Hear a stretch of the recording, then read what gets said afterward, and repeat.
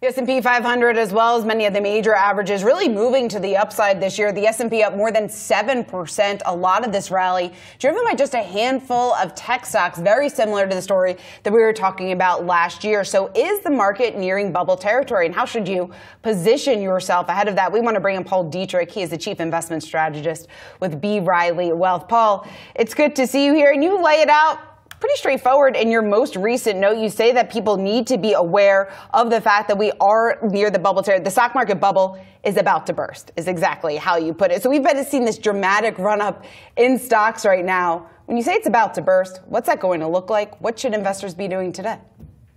Well, I was managing money back during the dot-com bubble, and I can tell you that the stock market can go up.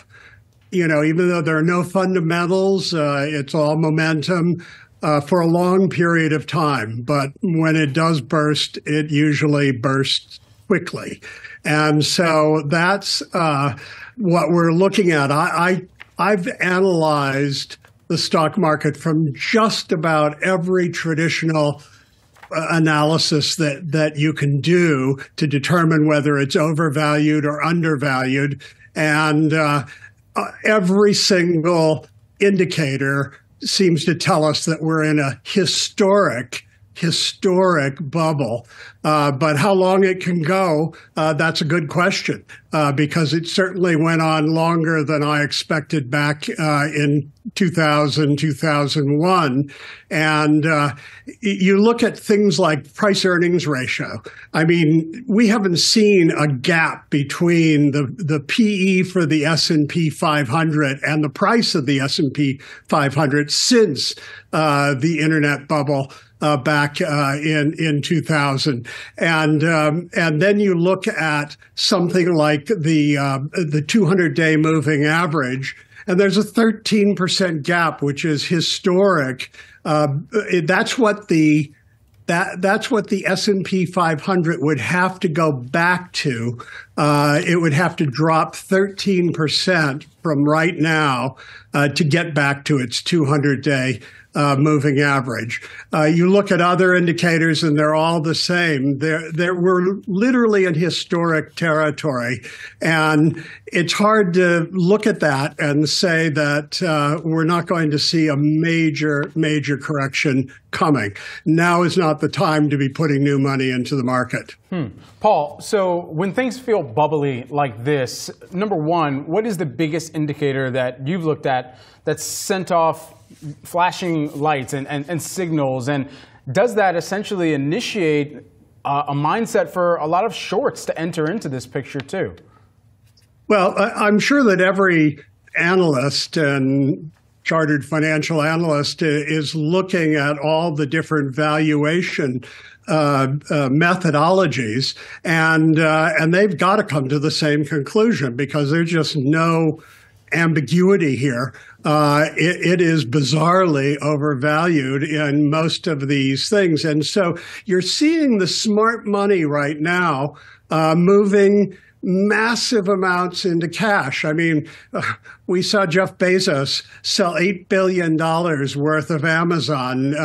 Zuckerberg last week sold $1 billion of Meta. It's not that they don't believe in their companies. They do. They know that it's just completely overvalued. And if they sell it now, they can buy it back cheaper later. And so the Walmart family just sold, I believe, $4.5 billion in Walmart stock. Warren Buffett has sold his stocks of the companies that he doesn't wholly own, a lot of them, and he's created a $158 billion cash hoard so that he can use that. So we're also looking at corporate cash, and it's historically at its highest level ever. So this is why, you ought to, maybe they know something that we don't know as average people. Yeah, but then there's also the flip side that a lot of people are really questioning whether or not that even signals the end of this rally that we have seen. Paul, I want to ask you, though, in terms of what is going to trigger this correction that you are expecting, what is that one event that you think is going to cause this massive reversal? That's a really good question. And because most of the triggers, if you look back at previous recessions, were not really anticipated.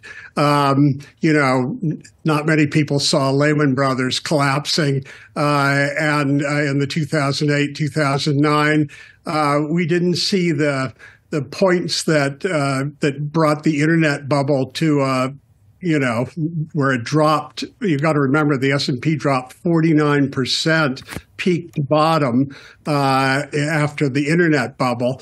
And so I think that it could be a geopolitical issue.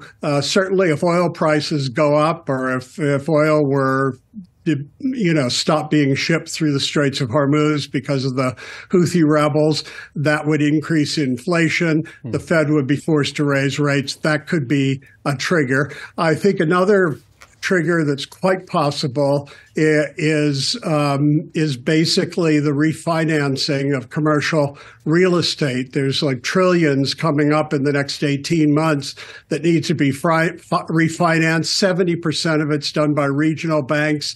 And if you look at regional banks, they're not as well capitalized as the too big to fail banks. And all you need is, a couple of them just not having the capital if there's a run on the banks because of some of the problems they're having with the real estate that they have financed and can't be refinanced. So these are possible things.